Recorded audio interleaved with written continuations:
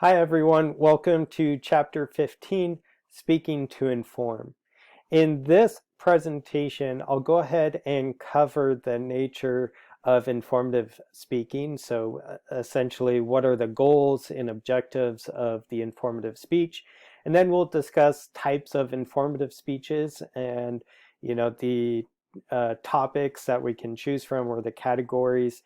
And then lastly, I will touch on guidelines for informative speaking. So let's go ahead and jump into our very first point, and that is the nature of informative speeches.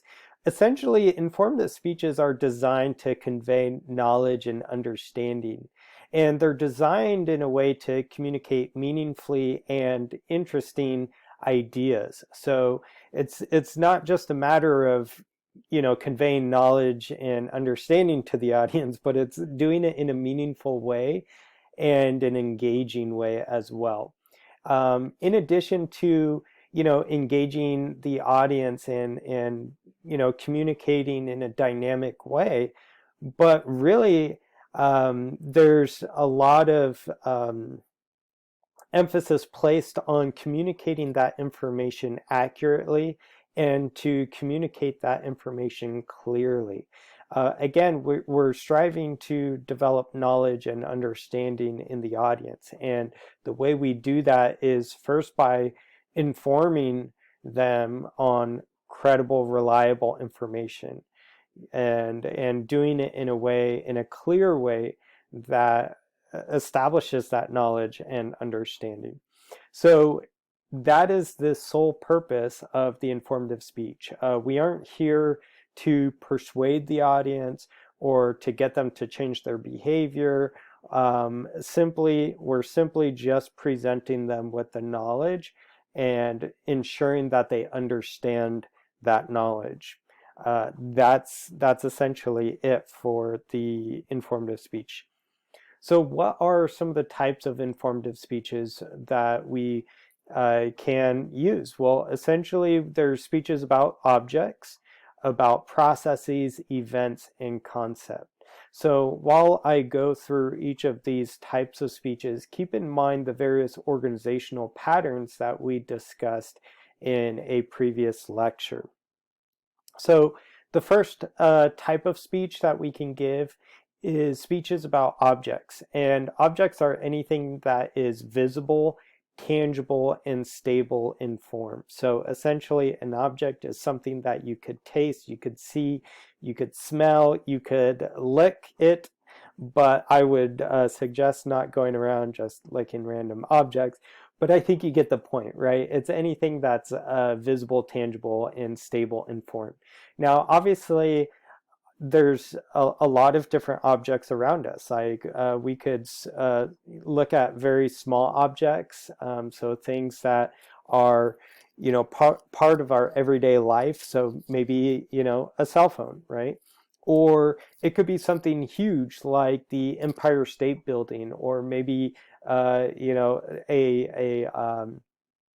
one of the wonders of the world, right? The great ancient wonders of the world. It could be, something tangible. So speeches on topics can take different organizational patterns. So here's are a few brief examples. So, if you remember, the chronological organizational pattern takes more of like a time approach. So we could maybe explore the history and development of the internet. Now the internet is a visible, tangible object that we experience every day, but it is a little bit mushy because a lot of how the internet operates is not visible to us. We typically only see the surface of the internet. But again, for the sake of this example, we could take the history and development of maybe an object such as the internet. We could take a spatial or geographical organizational pattern. And again, this is where we are discussing a topic in terms of their spatial components. And so maybe we inform the audience of the geographical regions of California, starting with Northern California, Central California, and Southern California. Or we could take a topical approach. And if you remember topical organizational patterns, each of the main points are slightly different, but they're all related to the overarching theme or topic of that speech. So maybe you talk about the characteristics of the Great Pyramid of Giza, right? So maybe your first main point might be the spatial organization or structure of the Pyramid of Giza, starting from the bottom, the middle section, maybe the top. And then maybe your second main point might touch a little bit on the history of the Great Pyramid of Giza. And maybe your third point might be, what's its relevance to us in a contemporary society. So, maybe archaeologists or anthropologists, what conclusions have they found based on, the Pyramid of Giza and how that related to ancient Egyptian culture, right? So when thinking about the types of speeches, keep in mind also different organizational patterns that might contribute well to the structure of that speech. There's also speeches about processes. Now, a process is a systematic series of actions that lead to a specific result. And so, there's a tons of processes all around us. As simple as, what's the process of graduating college or applying for college or registering for classes, or, what is the process of the U.S. elections, right? Or what is the process of, recycling goods? What is the process of, the manufacture and consumption of products?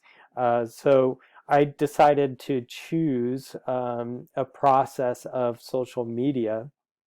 And, even though social media has a lot of benefits to it, there are some drawbacks, and one of the major drawbacks that is being discussed in academic literature or academic circles is the algorithms that a lot of social media platforms use to socially engineer addiction in its users, right? And so there's a variety of ways that it does this, but one of the primary ways that algorithms get you to be addicted to a particular social media platform is by tracking your online behavior. This is your search history, keystrokes, how long you've watched a video, your demographic information, what other things that you are looking at. And it essentially grabs all of those data points and it makes predictions on what you're going to be attentive to. And then it shows you content that is more likely to grab your attention. So why does social media socially engineer addictive behaviors in its users? Well, essentially, you are the product. They're selling essentially your attention to advertisement agencies who will show you content in order to get you to consume a product, right? So again, that's a process. It's a systematic series of actions that lead to specific results, such as your attention and addiction to a social media platform. So again, there's all sorts of processes that we could talk about. There's also speeches about events. This is anything that that has happened or is regarded as currently happening. So events could be historical events or things that are happening in the present. Now, we can't talk about necessarily future events because they haven't transpired yet. They haven't. We haven't lived that event, and because we are informing the audience on accurate reliable information, knowledge, and understanding, it's typically a good idea to keep your informative speeches on things that have already happened or that are currently happening. So take, for example, as this is an election year and we're getting ready to, partake in our civil responsibility as good voting citizens, this might be an event that you create an informative speech on. So, maybe the first main point might be the US elections is a contentious yet extremely important aspect of civil life. The months leading up to the elections are often marked with heated debates. And then the third main point might be participating in the elections by voting is a way for the public to voice their opinions, right? And so I'm talking about the US elections as an event, right? Now, obviously, we could take a different direction with this topic and discuss the US elections as a process, right? Or we could even take it, as an object speech and talk about, of the voting ballot, So again, the key idea is to think about your topics creatively and see which type of category that you want to use to frame your topic, and then also the type of organizational pattern that will best be suited for your speech topic. Okay, so the last category of types of speeches are speeches about concepts. Now, concepts are pretty much the opposite of object speeches. So concepts are typically beliefs, theories, ideas, or principles. And even though that we experience them, the concepts in of itself do not reside in a tangible, visible object.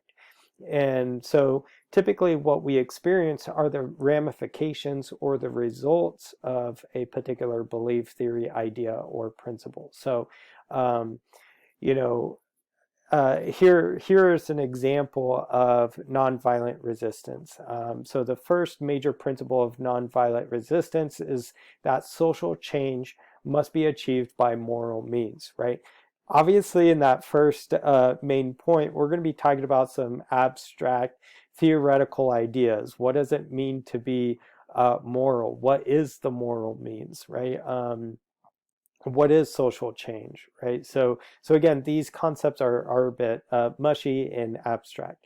The second main point, or the second major principle of nonviolent resistance, is that one should not inflict violence on one's enemies. And the third major principle of nonviolent resistance is that suffering can be a powerful social force, right? So there we have that concept, which is nonviolent resistance, taking a chronological approach. And so a chronological approach could also reflect a hierarchical approach as well. So we have the first major principle, which is the most important, then the second, which is the second important, and then third is the third most important.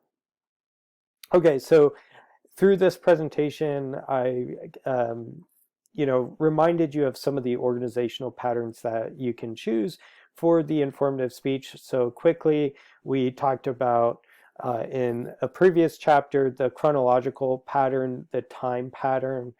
We could talk about the topical pattern. This is where main points all relate to the major topic, but might be different in regards to the main points. So, different types of cancer or popular photography styles. We talked about the spatial or, geographical organizational pattern. This is oftentimes related to directional or physical space patterns. So, describe national parks from east to west, or explain the structure of a hurricane from the inside outside. And then also the sequential organizational pattern. This is the steps to a process. Maybe describe the process of lawmaking. What's the very first step, second step, third step, right? Or explain the steps to voting, right? What's the first step, second step, third step? Or what is the process, right? What are the sequences of steps that are needed to produce some sort of result. Okay, so let's move into the informative speech guidelines. Essentially, you don't want to overestimate what the audience knows, right? So you want to keep your information in between, like, talking to a room of experts and then talking to a bunch of third graders, right? So we want to uh, tailor our information to fit the needs of the audience. And again, we do this through audience analyses, right? But don't overestimate what the audience already knows about their topic. Even for me, right? I don't know everything there is to need to know about every single topic. Chances are you don't either, right? So don't ever overestimate our knowledge on the topics that you choose to speak on. Find ways to relate the subject matter directly to the audience. So try figuring out, how does this information relate to my audience? So especially if we're talking about, things that are maybe beyond our scope of experience, right? Try figuring out a way how this relates to us as your audience members. Avoid technical jargon, right? So we want to avoid getting too technical in our speeches. So, if you are an expert in the medical field, granted, there's a lot of technical terminology that everyday average people such as myself may not be familiar with. So we want to, again, tailor our speech for the audience. Avoid abstractions. So abstractions are these just lofty ideas that are hard to draw a concrete example on. And so we do this by describing in detail the things that we're talking about. Maybe we compare and contrast certain ideas so that the audience gets a clear picture or understanding of the topic that we're describing. We also want to personalize ideas, maybe use colorful language, use contextual vocabulary to bring to life some of these ideas. And then that leads us to this last point, and that is keep it creative and interesting, right? So you want to make sure that you're enhancing our knowledge and understanding in a creative and engaging way. So in this brief lecture, we covered the nature of informative speaking, which is driving knowledge and understanding through clear and accurate communication. We talked about the types of informative speech topics, which include speeches of objects, processes, events, and concepts. And then lastly, we touched on guidelines for informative speaking, which include selecting the appropriate topic, relating that topic to the audience, and developing an engaging and interesting speech. Thank you so much for your attention, and we'll see you next time.